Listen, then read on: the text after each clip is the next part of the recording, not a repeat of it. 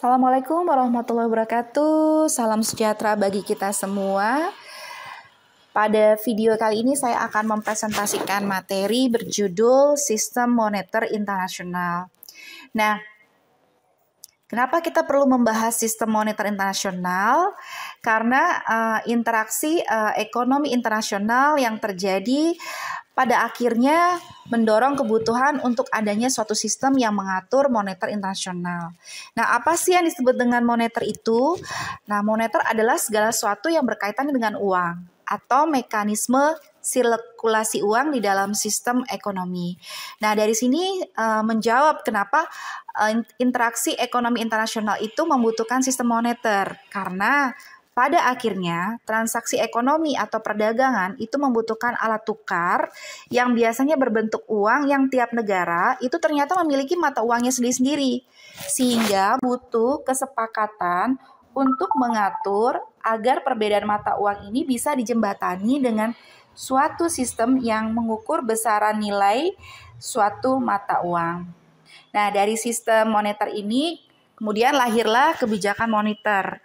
Dan biasanya di dalam negara kebijakan moneter itu diatur oleh bank sentral masing-masing yang tujuannya adalah untuk mengatur persediaan uang agar stabilitas negara dapat tetap terjaga dalam konteks hingga nilai tukarnya itu kemudian jadi dalam konteks nilai tukar, inflasi, suku bunga yang akhirnya akan mempengaruhi sektor real seperti penyerapan tenaga kerja, kesempatan kerja, pertumbuhan ekonomi, dan seterusnya.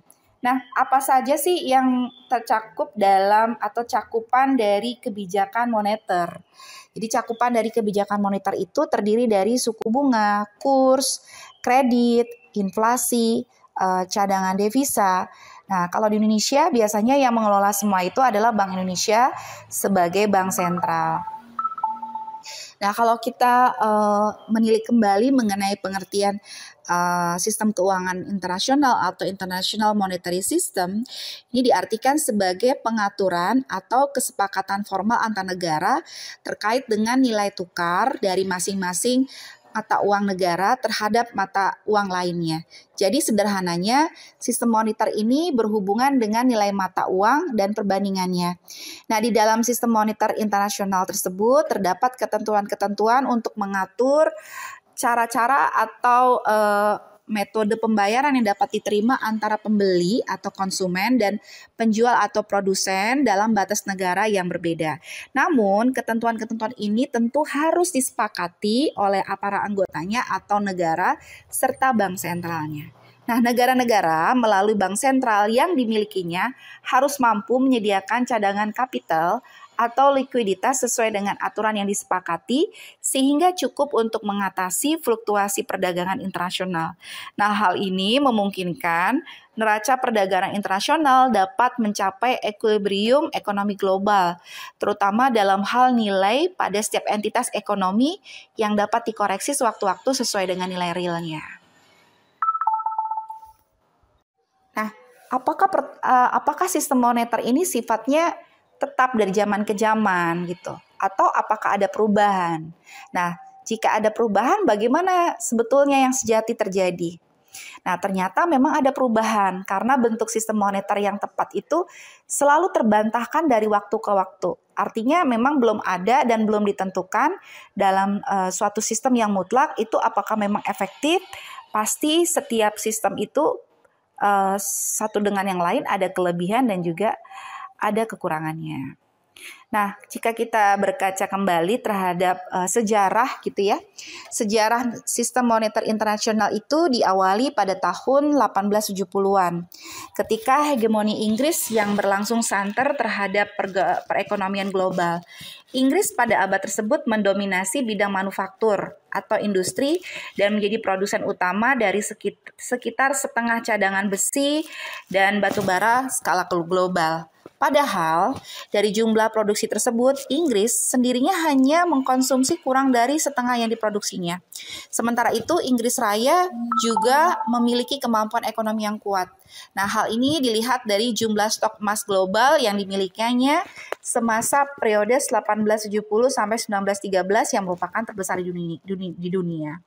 Nah, Inggris juga mampu membiayai sekitar 60% kredit jangka pendek dari seluruh transaksi perdagangan global. Kekuatan finansial Inggris ini kemudian membuat Inggris berinisiasi untuk membentuk sistem keuangan berstandar emas. Sistem keuangan dengan standar emas ini mulai diberlakukan sejak 1875.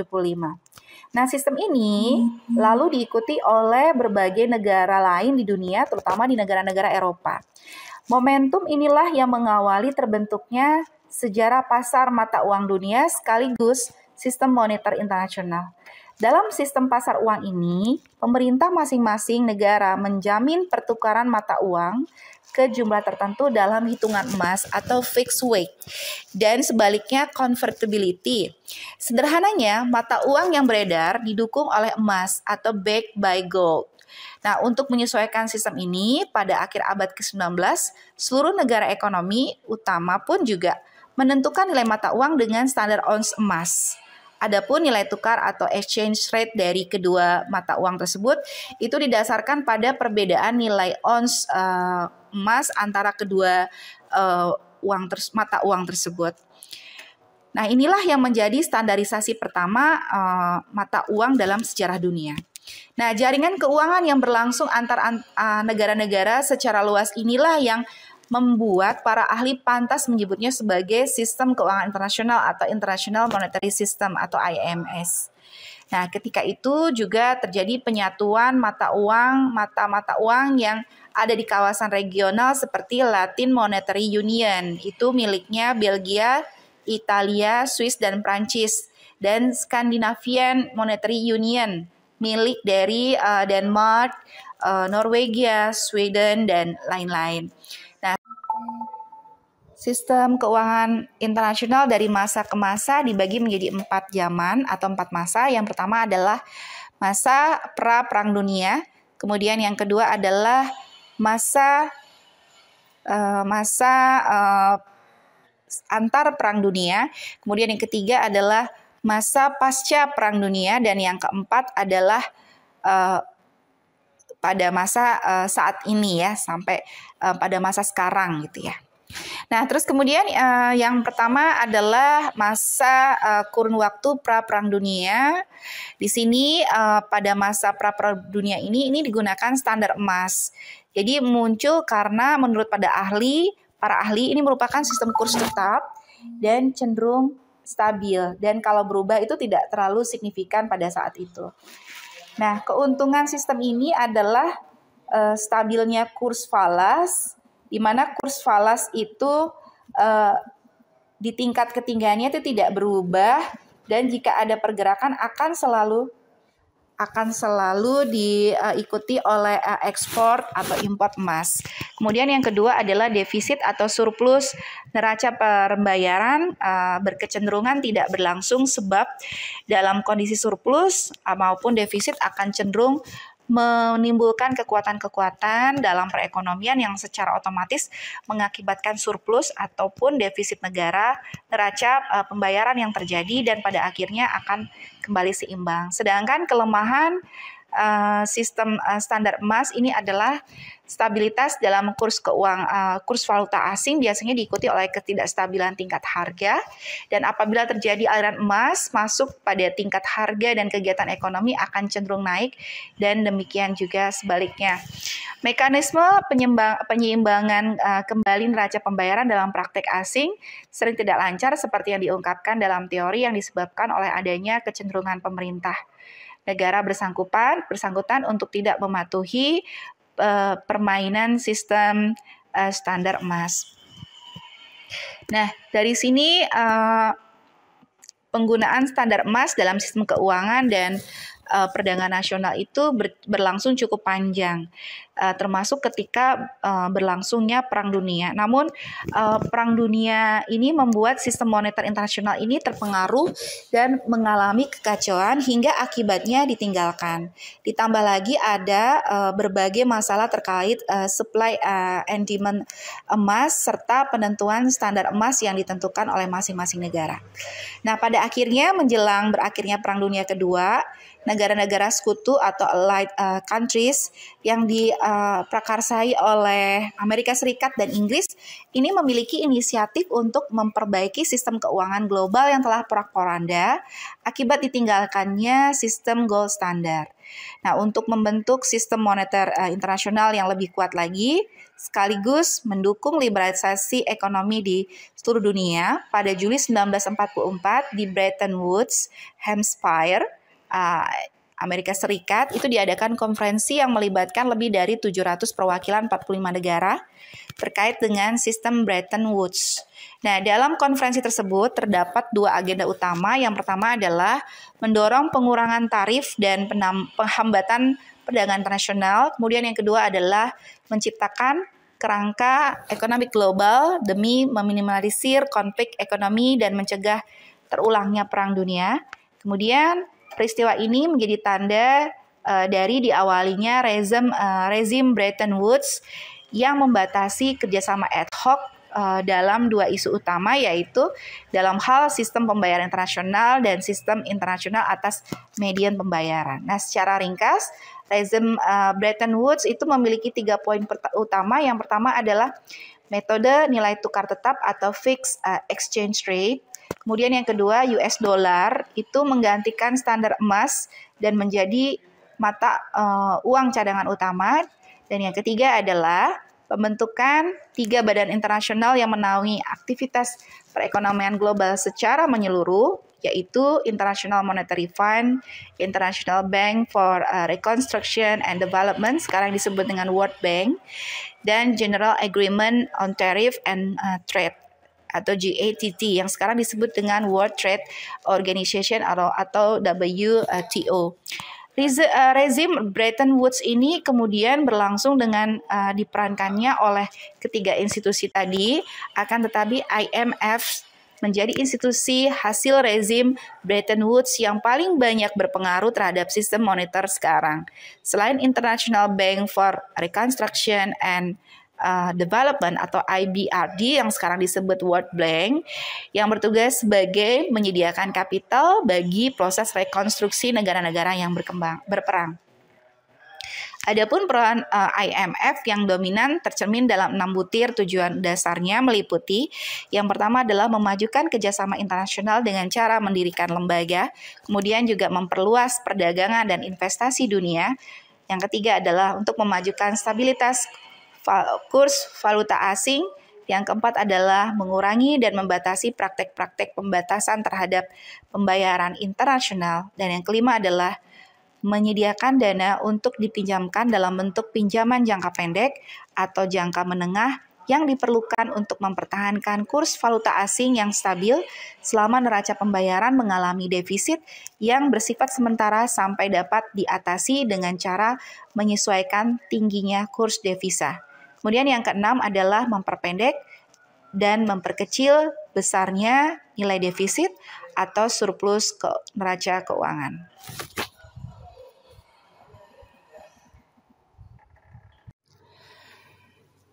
Sistem Euromoney. Uni Eropa adalah sebuah organisasi antar pemerintahan dan supranasional yang terdiri dari negara-negara Eropa yang sejak 1 Januari 2007 telah memiliki 27 negara anggota.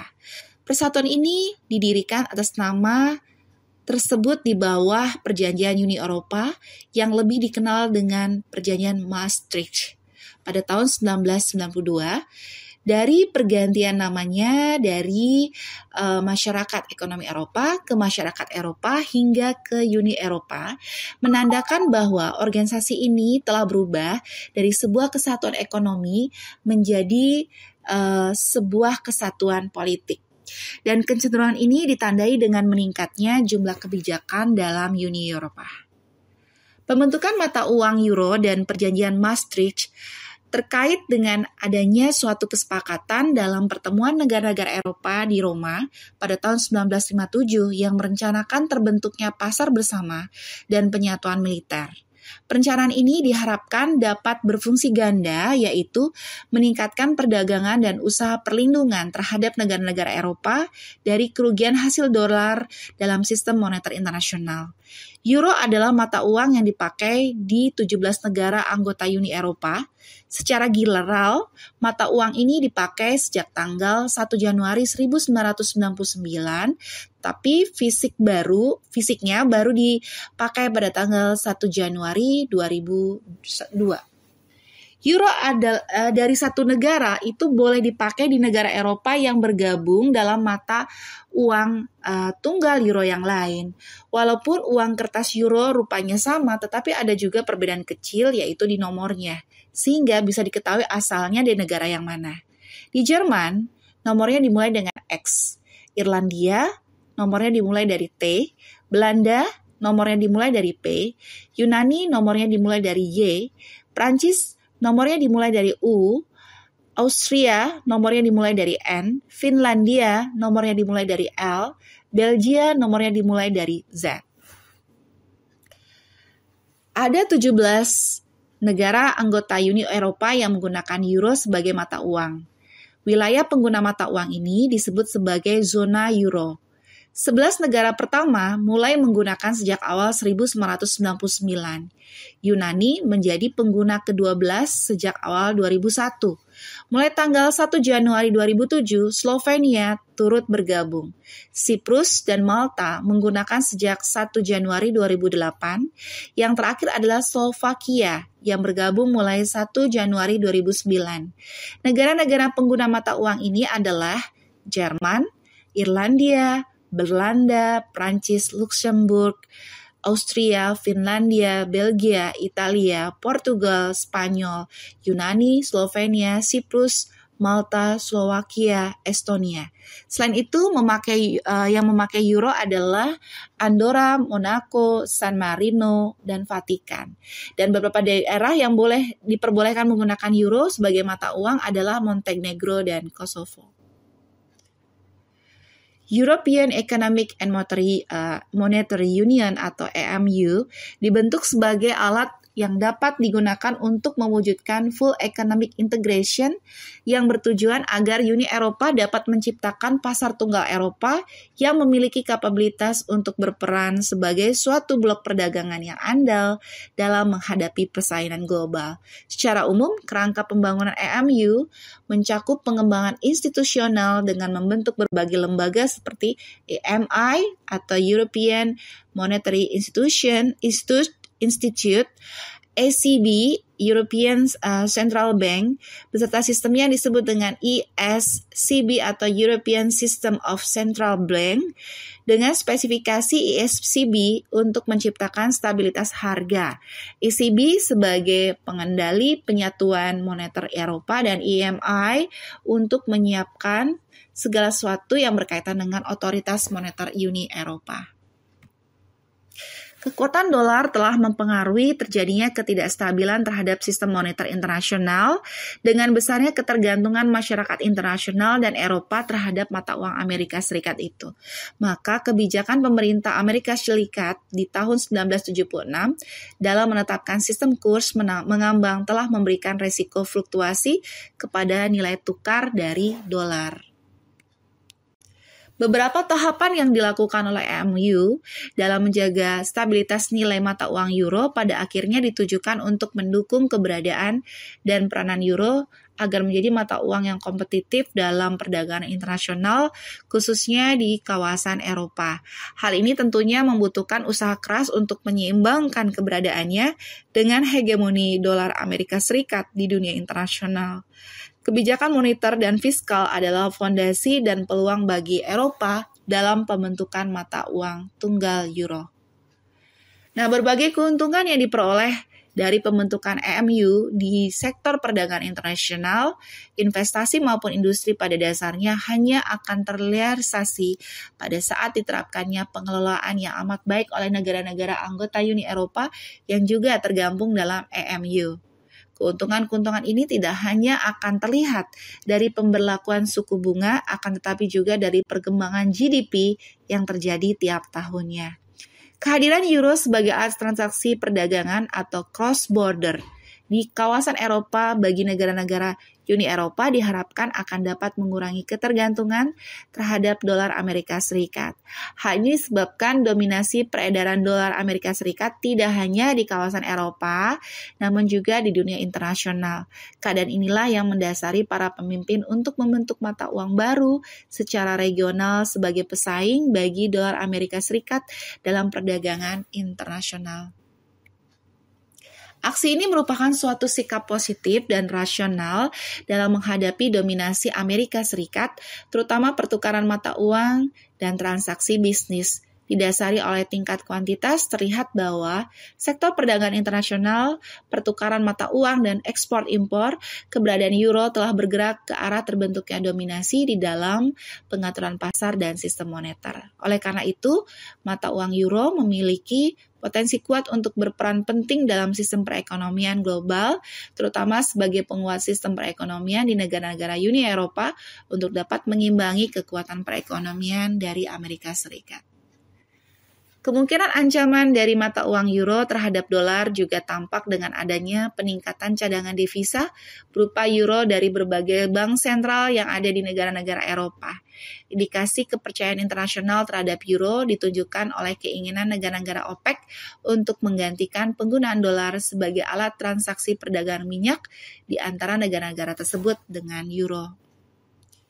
Diberlakukannya mata uang tunggal euro dalam jangka panjang, hal tersebut akan memiliki dampak tersendiri terhadap perekonomian Republik Indonesia serta transaksi perdagangan ke negara-negara Uni Eropa dalam jangka panjang. Keberadaan euro yang stabil bisa menjadi alternatif cadangan devisa RI yang selama ini selalu bergantung pada dolar Amerika Serikat. Euro yang stabil, yang lebih kuat dari dolar dalam jangka panjang justru lebih disukai oleh para pengusaha RI yang banyak melakukan transaksi dengan negara-negara Eropa. Hal tersebut bisa mengakibatkan mereka melepas simpanan dolar yang dimiliki. Karena itu, Bank Indonesia harus mengatur kembali cadangan devisa RI sehingga tidak terlalu berat pada dolar Amerika Serikat. Jadi, jika nantinya transaksi perdagangan dengan Uni Eropa dilaksanakan dalam euro, BI harus memiliki cadangan euro yang cukup, terutama untuk transaksi impor. Jika dalam perjalanannya nilai tukar euro lebih kuat daripada dolar Amerika Serikat, maka eksportir RI ke negara-negara Uni Eropa akan memperoleh pendapatan real yang lebih tinggi dalam euro, karena selama ini mereka bertransaksi hanya dengan US dollar.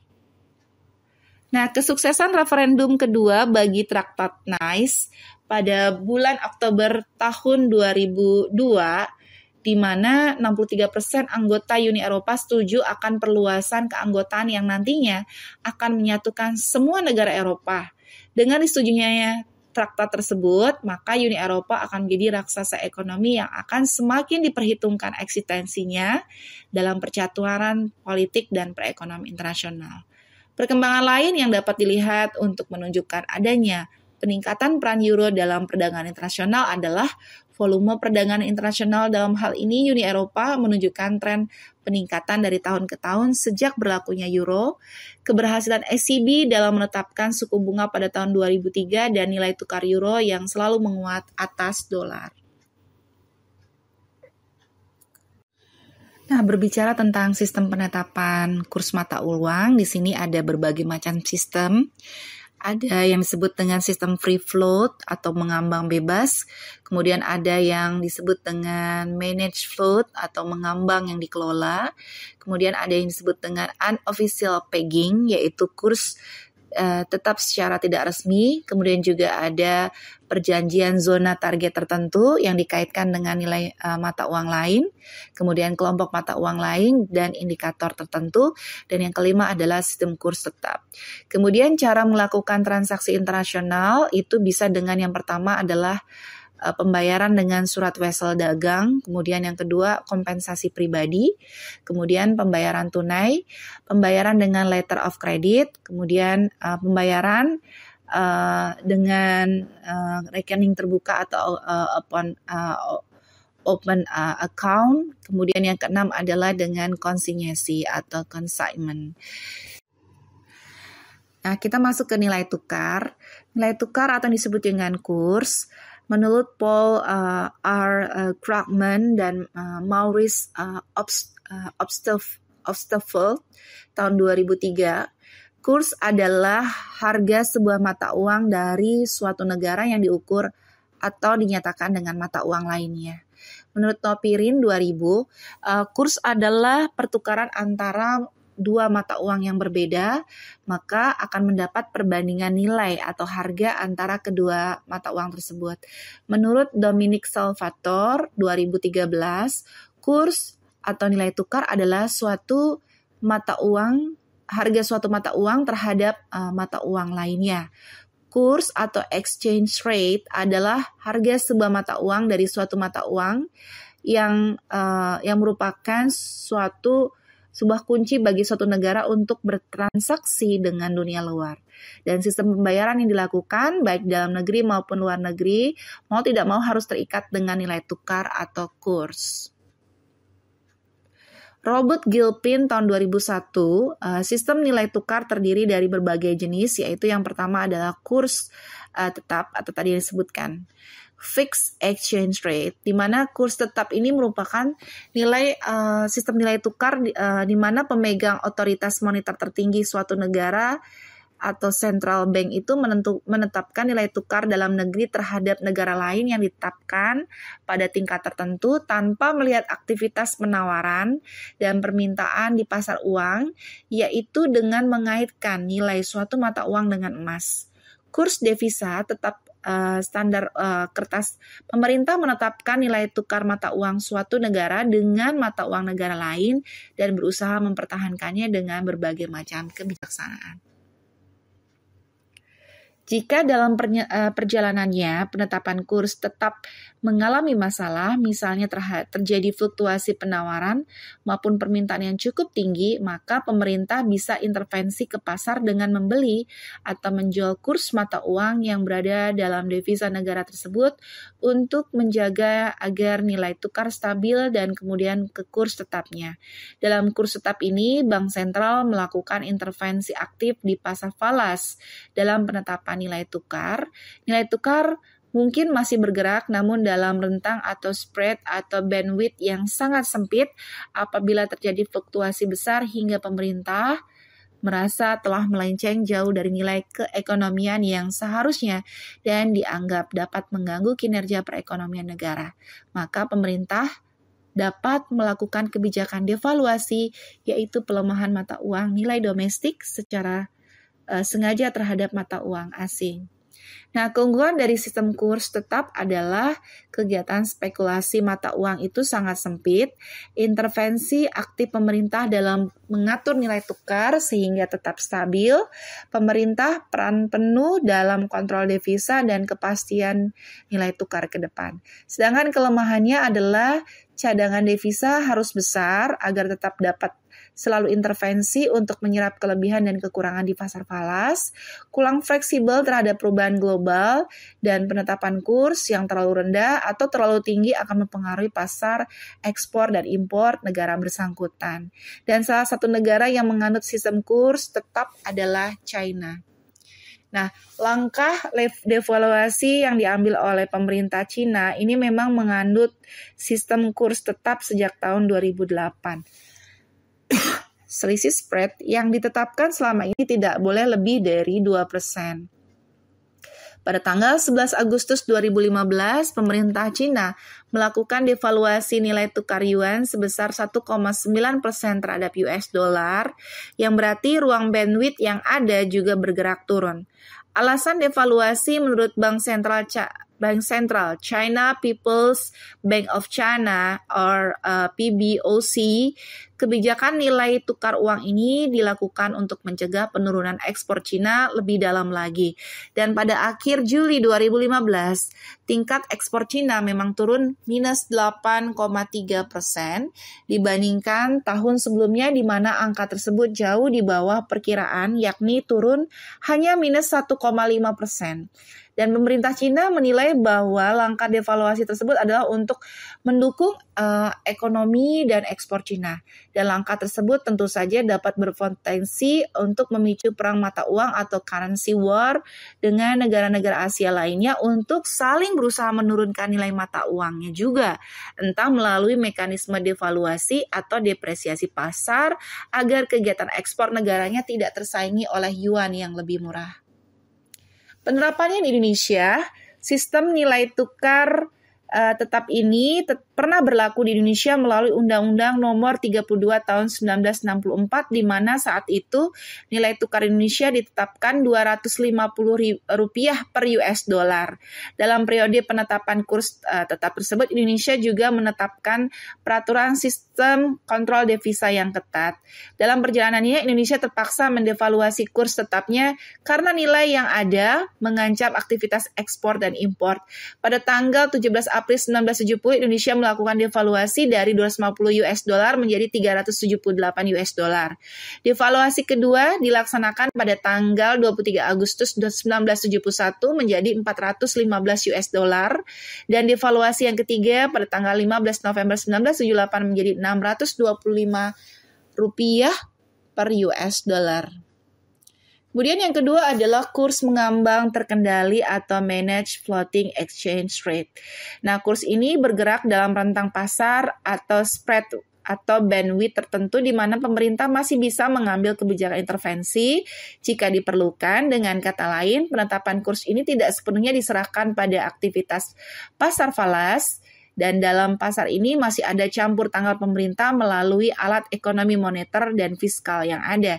Jadi dalam sistem ini pergerakan nilai tukar tidak murni berasal dari penawaran dan permintaan uang saja. Keunggulannya adalah mampu menjaga stabilitas moneter dengan lebih fleksibel. Kemudian yang kedua, adanya aktivitas demand and supply dalam pasar falas akan mampu menstabilkan nilai tukar tertentu dengan kondisi ekonomi yang terjadi, sesuai dengan kondisi ekonomi yang terjadi. Kemudian yang ketiga adalah mampu memadukan sistem tetap dan mengambang. Namun ada juga kelemahannya, yaitu devisa tetap harus selalu tersedia dan siap digunakan sewaktu-waktu. Kemudian ada persaingan yang ketat antara pemerintah dengan spekulan dalam memprediksi dan menetapkan kurs.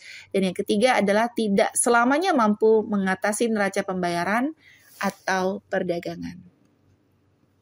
Nah, bagaimana penerapannya di Indonesia? Sistem kurs mengambang terkendali Indonesia ditetapkan bersamaan dengan kebijakan devaluasi rupiah pada tahun 1978 sebesar 33%.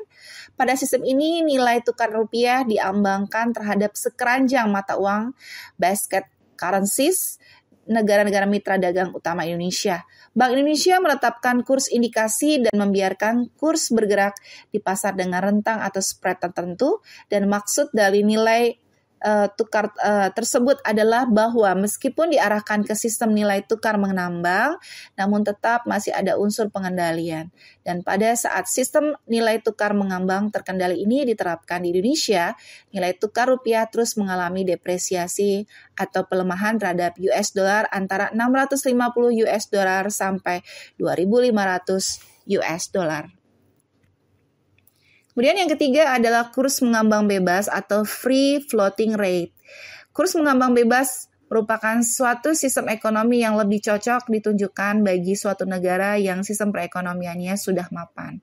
Sistem nilai tukar ini akan menyerahkan seluruhnya pada pasar untuk mencapai kondisi equilibrium yang sesuai dengan kondisi internal dan eksternal negara bersangkutan. Jadi dalam sistem nilai tukar ini seharusnya tidak ada campur tangan pemerintah. Nah, keunggulannya yaitu yang pertama, cadangan devisa lebih aman. Kedua, persaingan pasar ekspor-impor sesuai dengan mekanisme pasar.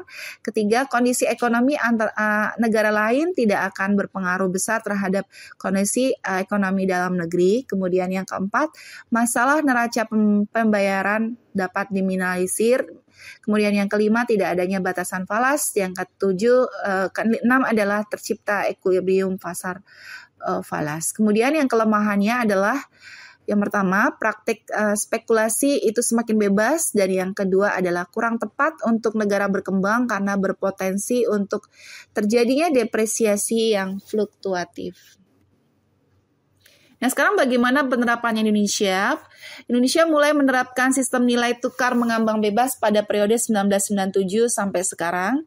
Sejak pertengahan Juli 1997, rupiah mengalami tekanan yang mengakibatkan semakin melemahnya nilai rupiah terhadap US dollar. Tekanan tersebut diakibatkan oleh adanya currency turmoil yang melanda Thailand dan menyebar ke negara-negara ASEAN termasuk Indonesia. Nah, untuk mengatasi tekanan tersebut, Bank Indonesia melakukan intervensi baik melalui spot exchange rate atau kurs langsung maupun forward exchange rate atau kurs berjangka dan untuk sementara dapat menstabilkan nilai tukar rupiah. Namun untuk selanjutnya tekanan terhadap depresiasi rupiah semakin meningkat hingga sempat lebih dari 15.000 rupiah per US dollar. Oleh karena itu, dalam rangka mengamankan cadangan devisa yang terus berkuras, pada tanggal 14 Agustus 1997, Bank Indonesia memutuskan untuk menghapus rentang intervensi sehingga nilai tukar rupiah dibiarkan mengikuti mekanisme pasar. Namun pemerintah kemudian mengeluarkan Undang-Undang Nomor 23 dan 24 tahun 1999 yang mengatakan bahwa nilai tukar di Indonesia ditetapkan oleh pemerintah setelah mendengar rekomendasi dari Bank Indonesia. Hal itu dilakukan karena sistem tukar akan berdampak sangat luas. Dengan demikian, walaupun pemerintah Indonesia telah mendeklarasikan bahwa sistem tukar rupiah adalah kurs mengambang bebas, namun tampaknya belum sampai 100% pure free floating rate, dan dengan kondisi ekonomi Indonesia yang ada di dalam praktek hingga sekarang, Bank Indonesia masih melakukan intervensi secara berkala, selektif, dan pada timing yang diperlukan. Nah, kesimpulan atau rangkuman dari paparan hari ini, paparan pada video ini adalah sistem keuangan internasional adalah suatu perangkat kebijakan, institusi, praktisi, regulasi, dan mekanisme yang menentukan tingkat di mana mata uang satu ditukarkan dengan mata uang yang lain. Perubahan sistem moneter diakibatkan oleh gejolak ekonomi. Dengan mempelajari pengalaman historis akan dapat diperoleh gambaran timbulnya ketidakstabilan ekonomi serta proses penyesuaian neraca pembayaran internasional. Kemudian yang pertama ada di sini kita bicara mengenai sejarah keuangan internasional. Sistem yang pertama adalah sistem standar emas 1970 sampai 1914, muncul pada tahun 1970 di mana pemerintah Inggris menetapkan nilai pound sterling dengan emas. Kemudian ada zaman Bretton Woods 1944-1973, dan dalam perjanjian Bretton Woods terbentuk dua badan internasional yaitu International Bank for Reconstruction and Development yang sekarang dikenal dengan Bank Dunia dan Dana Moneter Nasional. Sistem penetapan kurs mata uang bisa dijadikan sebagai menjadi beberapa kelompok yaitu free floating rate atau mengambang bebas. Berdasarkan sistem ini, kurs mata uang dibiarkan mengambang bebas tergantung kekuatan pasar. Kurs mengambang terkendali atau managed floating exchange rate, sistem mengambang bebas mempunyai kerugian karena ketidakpastian kurs cukup tinggi. Kemudian perjanjian zona target tertentu. Melalui perjanjian ini, beberapa negara sepakat menentukan kurs mata uangnya secara bersama-sama dalam wilayah tertentu. Ini adalah referensi dari paparan hari ini, dan saya mengucapkan terima kasih